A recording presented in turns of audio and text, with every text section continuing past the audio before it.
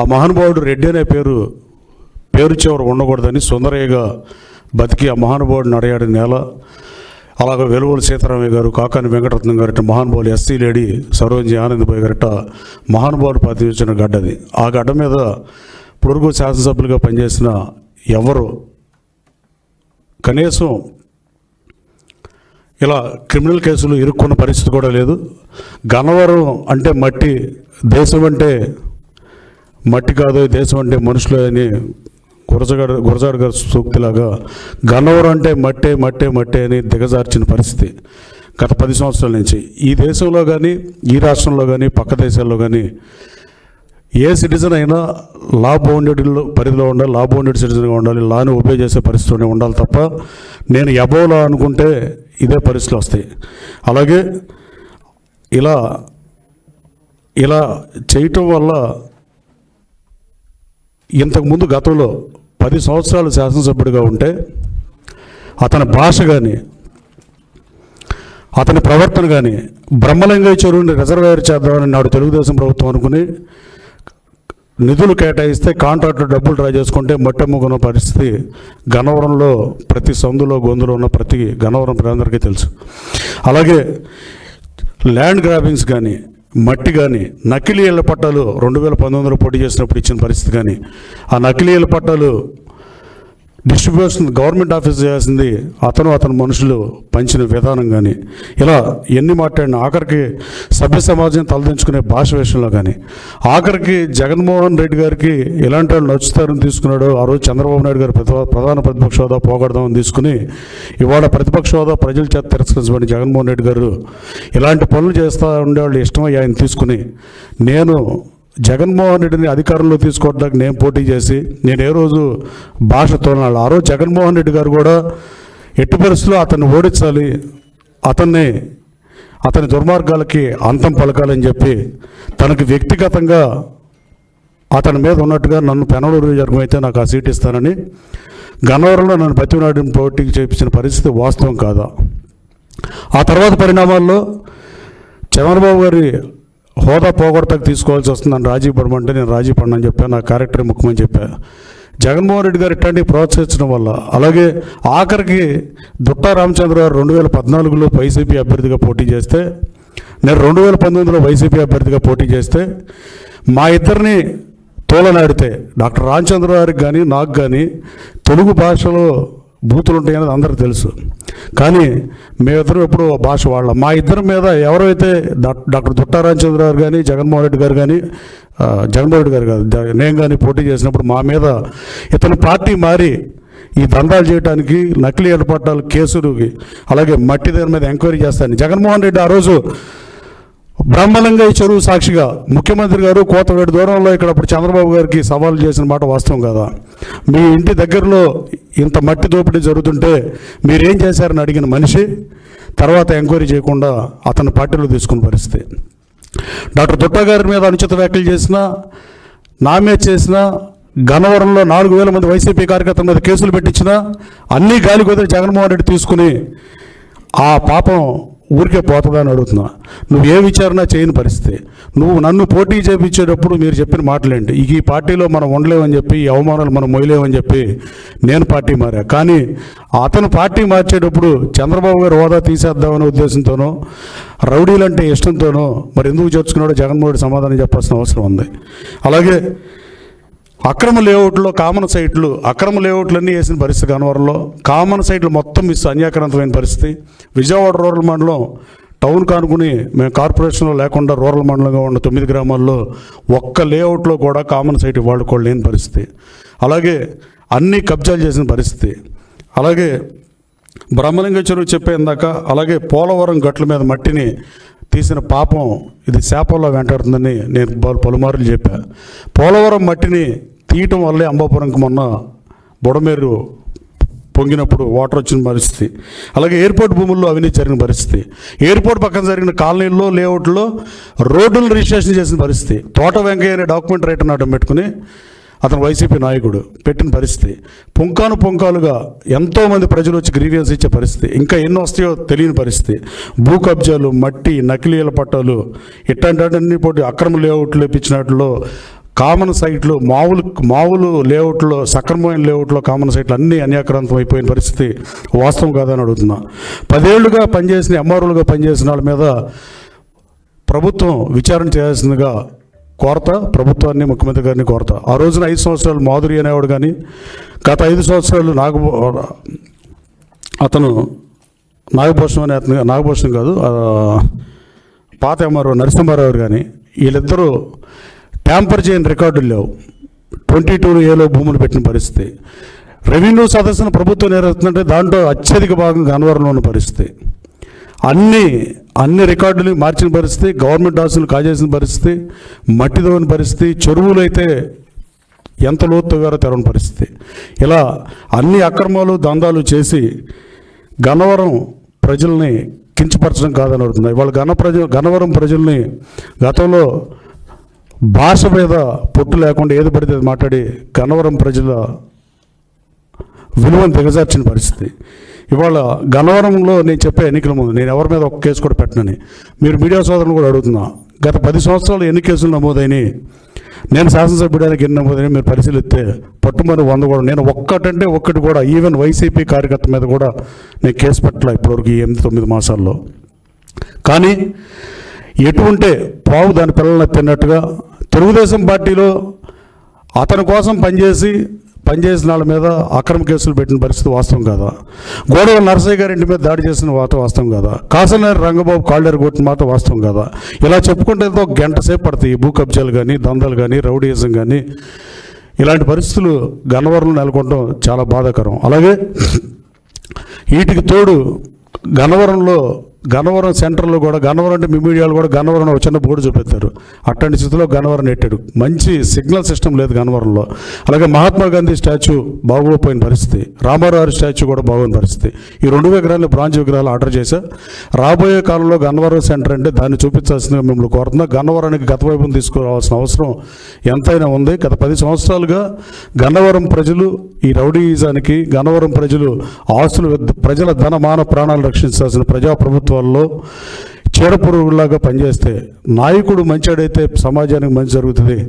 తన అభ్యున్నతి కోసం పనిచేసి అక్రమంగా మట్టి తవ్వి భూదందాలు చేసి ఇన్ని చేసి ఇంకా ఎన్ని బయటకు వస్తాయో తెలియని పరిస్థితి.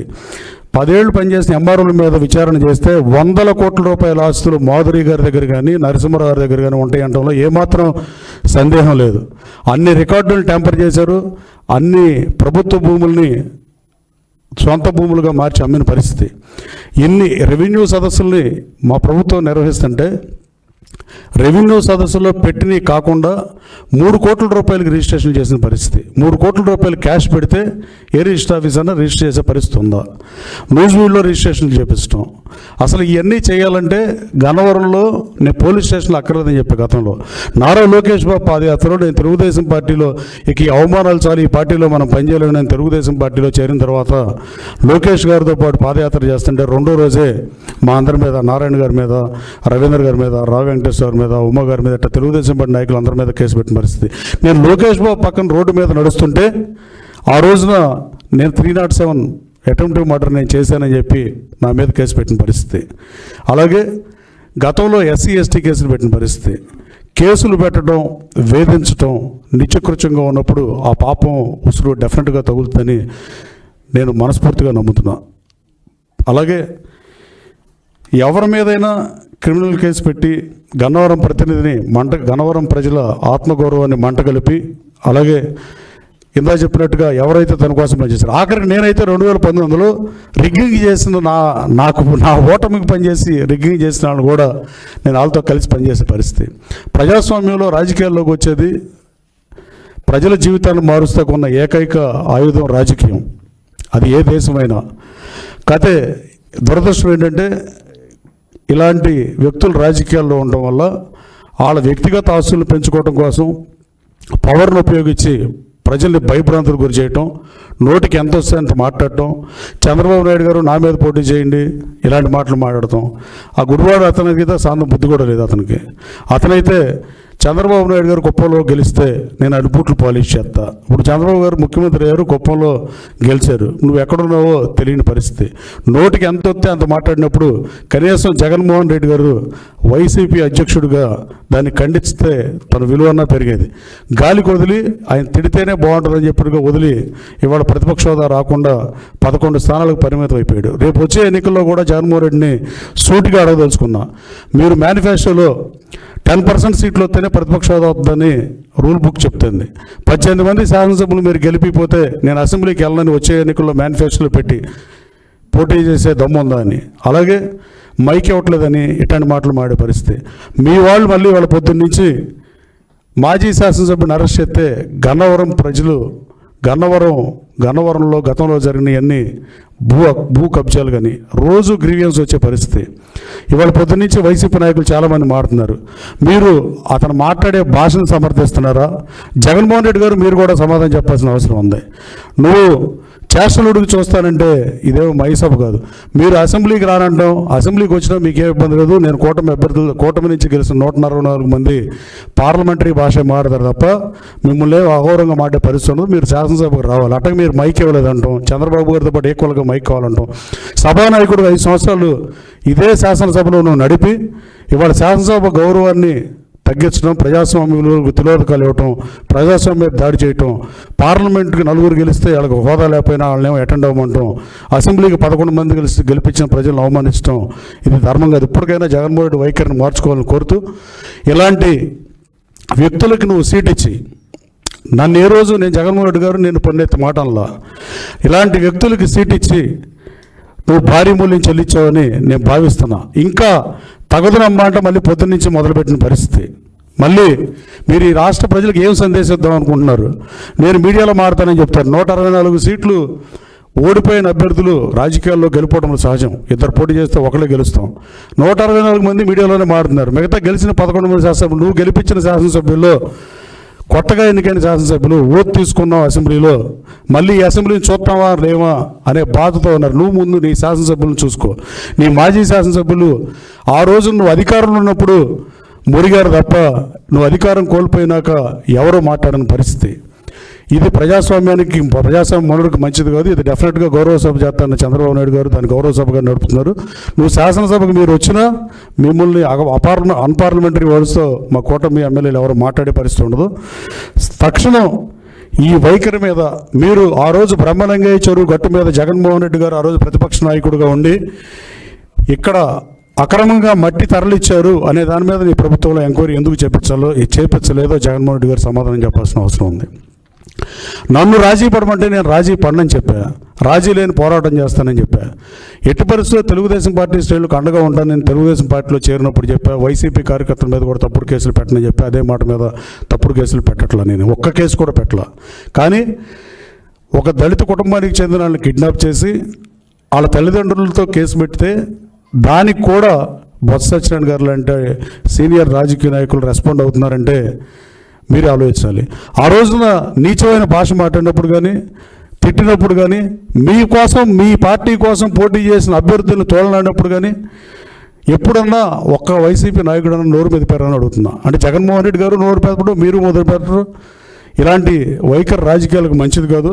అలాగే ఇంకా ఈ అక్రమ లేఅవుట్లు ఎలా ఉన్నా సక్రమ లేఅవుట్లోని కామన్ సైట్లు కూడా రామవరపాడు కానీ, ఎన్కేపాడు కానీ, ప్రసాదంపాడు కానీ, నున్న కానీ, అంబాపురం, నైనవరం, ప్రసాదంపాడు ఈ ఎన్ని గ్రామాల్లో విజయవాడ అనుకుని ఉన్న నగరాల్లో ప్రభుత్వ భూములు అన్ని అన్యాక్రాంతం పడి వాటి మీద విచారణకి ఆదేశించాల్సిందిగా గౌరవ ముఖ్యమంత్రి గారిని కలిసి కోరతా. అలాగే భూ కబ్జాలు చేసిన విషయం కానీ, గ్రీవియన్స్లో ఇచ్చిన విషయాలు కానీ ఇంకా ఎన్నో కేసులు రాబోతున్నాయని నాకు అర్థమవుతుంది. ఆఫీస్కి వెళ్తే 600-700 మంది గన్నవరంలో నేను మంగళవారం శుక్రవారం క్యాంప్ ఆఫీస్ నుండి రాత్రి 12 వరకు వచ్చేవాళ్ళు. కనీసం ప్రతి వచ్చే రోజుల్లో 40-50 ఈ కబ్జాల గురించి వీటి గురించి ఉండే పరిస్థితి. అలాగే ఇంకా ఈ గన్నవరం గురించి ఇంకా ఏం మాట్లాడినా గన్నవరం ప్రజలు నగుబాటు గురి చేసినట్టే. గన్నవరం ప్రజలు చారిత్రాత్మక తీర్పిచ్చి గతంలో ఎన్నడూ లేనంతగా 55 నుంచి ఎప్పుడు ఇవ్వనంత మెజార్టీ ఇచ్చి నన్ను శాసనసభకి అనుకున్నారు. అభివృద్ధి ఎజెండాగా పనిచేస్తున్నా. మల్లవల్లిలో ఇండస్ట్రియల్ పార్క్ ఉంటే దాన్ని గాలికి వదిలేసిన పరిస్థితి. అసలు అభివృద్ధిని పట్టించుకోకుండా ఎంతసేపు పరుష పదజాలం మాడటం, మీడియా అటెన్షన్ గ్రాప్ చేయటం, మీడియాలో మాడితే అది గొప్ప అనే పరిస్థితిలో మాడటం, ఏ మాట వస్తే ఆ మాట మాట్లాడటం, సభ్య సమాజం తలదించుకునే మాటలు, అన్పార్లమెంటరీ వర్డ్స్. దేనికైనా మీడియాకి సెన్సార్ ఉండాల్సిన అవసరం ఉంది. మీడియాకి సెన్సార్ ఉంటే అసలు ఇలా ఎన్ని ఆ రోజున సినిమాకి సెన్సార్ ఉన్నట్టే పోతాయని గతంలో కూడా నేను మీడియా సమస్యలు చెప్పాను. ఎవరు తప్పు చేస్తే వాళ్ళు శిక్షించబడతారు. లా బౌండెడ్ సిటిజన్స్గా బతకాల్సిన అవసరం ఉంది. లాని ఒబే చేయాల్సిన అవసరం ఉంది. అబో లా అనుకుంటే అది ముఖ్యమంత్రి అయినా, మాజీ ముఖ్యమంత్రి అయినా, శాసనసభ్యుడైనా, మాజీ శాసనసభ్యుడైనా చట్టాలు ఒక్కొక్కరికి ఒక్కో చట్టం ఉండే పరిస్థితి లేదు. ఐపీసీ కోడ్లు కూడా మార్చాల్సిన అవసరం ఉందని చెప్పి బూతులు మాట్లాడిన పరిస్థితి వీళ్ళని చూసి. అంటే వీళ్ళు ఎట్టండి వచ్చారంటే ఐపీసీ కోడ్లో లేని సెక్షన్లు కూడా ఎత్తుక్కుని బూతులు తిడితే ఏం కాసు అవదని బూతులు తిట్టే మాట్లాడే పరిస్థితి.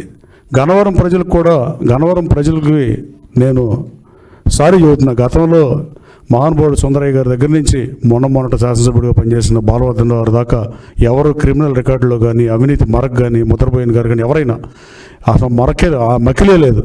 అలాంటిది గత 10 సంవత్సరాలుగా గన్నవరం ప్రజలను వేధించి గన్నవరం ప్రజలు నగుబాటుకు గురయ్యేటట్టు, గన్నవరం ప్రజలు ప్రపంచంలో తలెత్తుకోనట్టుగా చేసిన పరిస్థితులు వాస్తవం కాదా? అలాగే ఇవాళ వైసీపీ నాయకులు సాయంత్రం కన్నా మీరు తప్పుని ఒప్పుకుంటే బాగుంటుందని మీకు చెప్తున్నా. మీతో కొన్నాళ్ళు పనిచేసిన దాంతో మీకు ఒక విషయం స్పష్టంగా చెప్పదలుచుకున్నా. నన్ను ఏ రోజు ఈ రాష్ట్రంలో 175 మంది వైసీపీ నాయకులు ఎవరు నన్ను విమర్శించిన పరిస్థితి లేదు, అదర్ దాని కొడాలి నాని ఇతను తప్ప. కానీ మీరందరూ ఇతనేదో మహానుభావులాగా ఇతనేమి చేయనట్టుగా మీరందరూ మొసలు కన్నీరు కాల్చడం బాధాకరం. మీలో చాలామంది ఇలాంటి భాష మాట్లాడరు, కానీ ఆ రోజున మాట్లాడింది మర్చిపోయారా? గురు గోవిందగంజ్లాగా మీరు మాట్లాడటం హాస్యాస్పదమని భావిస్తూ రాబోయే కాలంలో తప్పు చేసిన వాళ్ళు ఎవరైనా శిక్షార్హులే. అధికారులు కూడా వదిలిపెట్టే ప్రసక్తే లేదు. ఎంతోమంది తప్పు చేసిన వాళ్ళు శిక్ష పడిన సందర్భాలు ఈ దేశంలో కదా, పక్క దేశాల్లో కానీ, పక్క రాష్ట్రాల్లో కానీ, రాష్ట్రాలకు ముఖ్యమంత్రులుగా పనిచేసిన వాళ్ళు కూడా తప్పు చేసిన వాళ్ళు శిక్షార్హులే. ఇక మాజీ శాసనసభ్యుడు ఇలాంటి వైఖరికి ఓడగట్టి గత 9 మాసాలుగా ఆ రోజున వైసీపీ నుంచి పోటీ చేసి ప్రగల్భాలు పలికి కావాల్సిన మీడియాతో కావాల్సిన క్వశ్చన్లు అడిగించుకుని చేసి ఇవాళ 8 మాసాల నుంచి నియోజకవర్గానికి దూరంగా ఆఖరికి వైసీపీ కార్యకర్తలు కూడా గాలి వదిలేసిన మాట వాస్తవం కాదని అడుగుతున్నా. రాజకీయాల్లో ఇది ఏమాత్రం మంచిది కాదు. గన్నవరం అభివృద్ధి నేను లక్ష్యంగా పనిచేస్తున్నా. మల్లవల్లి పారిశ్రామికదారులు కూడా చాలామంది భూములు ఉన్న రైతులకు కాకుండా వాళ్ళ బినామీలకు డబ్బులు దోచిపెట్టిన పరిస్థితి వాస్తవం కాదా? దాని మీద కూడా నిజాన్ని నిగ్గు తేల్చాల్సిన అవసరం ఉంది. మల్లవల్లిలో దాదాపు నేను అశోక్ లైలాండ్ ప్రజలతో మాట్లాడి వెనక్కి తీసుకొచ్చిన తర్వాత గౌరవ ముఖ్యమంత్రి గారు 16.5 లక్షలకు ఎకరం ఇస్తే ఇప్పుడు దాదాపు 200 కంపెనీలు వచ్చే పరిస్థితి. 479 ఎకరాల అసైన్ ల్యాండ్ కూడా ఏపీఐసీ ఎక్వైర్ చేస్తున్నాం. రాబోయే కాలంలో పరిశ్రమలు తీసుకొస్తాం. గన్నవరంలో అతను శాసనసభ్యుడిగా ఉన్నప్పుడు కనీసం ఏపీఐసీకి ఆర్చ్ నిర్మాణం కూడా చేయని పరిస్థితి. గన్నవరం సెంటర్కి ఐడెంటిటీ లేకుండా చేసిన పరిస్థితి. భూమి కబ్జాలు, రౌడీయిజం, క్యాసినోలు ఇలాంటివి తప్ప ప్రజల ధనమాన ప్రాణ రక్షణను చేయాల్సిన అవసరం స్థానిక శాసనసభ్యుడిగా సర్పంచ్ స్థాయి నుంచి ముఖ్యమంత్రి గారి స్థాయి వరకు ఏ ప్రజాప్రభుత్వంలో ఎవరు అధికారంలో ఉన్నా ఈ 3 చేయాల్సిన అవసరం. ఈ 3టికి తిరోధకాలు ఇచ్చి ఆ 3టిని ఇబ్బంది పెట్టి అక్రమ కేసులు పెట్టి వైసీపీ అని కొన్నాళ్ళు, అక్రమ కేసులు పెట్టి తెలుగుదేశం పార్టీ నాయకులందరినీ జైలుకు పంపించిన పరిస్థితి వాస్తవం కాదా? అలాగే ఆస్తులు అన్యాక్రాంతమైన మాట వాస్తవం కాదా? రెవెన్యూ రికార్డులు ట్యాంపర్ చేసిన పరిస్థితి వాస్తవం కాదా? నరసింహారావు అనే ఎంఆర్ఓని 5 సంవత్సరాల పాటు గన్నవరం బాపులపాడు ఇన్ఛార్జిగా 2 పెద్ద మండలాలు, ఒక 75,000 1,50,000 ఓట్లు, 2,25,000 జనాభా ఉన్న ఊళ్ళల్లో ఒకే అమ్మారును ఉంచడం అవినీతి చేయడానికి కాదని అడుగుతున్నా. అలాగే ఆ రోజు జాయింట్ కలెక్టర్ని అడ్డం పెట్టుకుని నేను 150 ఎకరాల ప్రభుత్వ భూమి అన్యాక్రాంతం అవ్వకుండా ఎయిర్పోర్ట్ దగ్గర నేను కాపాడా 15 ఎకరాల ప్రభుత్వ విలువైన భూమిని. కానీ ఆ రోజు జాయింట్ కలెక్టర్ నేను మర్లపాలెంలో కానీ ఎరికేపాడులో కానీ ల్యాండ్ ఎక్విజిషన్ చేస్తే నేను కిక్ బ్యాక్లు తీసుకోవాలా? జాయింట్ కలెక్టర్ అడుగుతుందంటే ఆలగడ్డ వెంకటరావు ఇవ్వద్దని చెప్పానని చెప్పాను. కానీ తర్వాత వీటన్నిటి మీద కూడా విచారణ జరిపించాల్సిన అవసరం ఉంది. గౌరవ ముఖ్యమంత్రి గారిని అతి త్వరలో కలిసి ఈ ఎంఆర్ఓల పాత్ర మీద 10 సంవత్సరాల మీద ఎంక్వైరీ చేస్తే పుంకాలుగా ఒక ఈనాడు పేపర్కి కానీ, ఆంధ్రజ్యోతి పేపర్కి కానీ, ఈవెన్ మీ సాక్షి పేపర్కి కానీ మీ సాక్షిలో మీరు రాయలేదని అడుగుతున్నా. ఆ రోజున అవినీతి అనకుండానే అన్ని అంటే మీ దగ్గర ఉంటే ఒకటి, ఇక్కడైతే ఒకటి. నేను ఏ రోజు అలాంటి రాజకీయాలు చేయలే.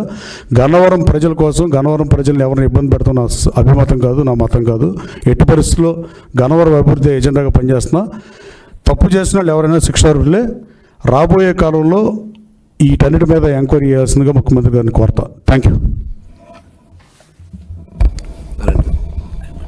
మీరు మాట్లాడండి.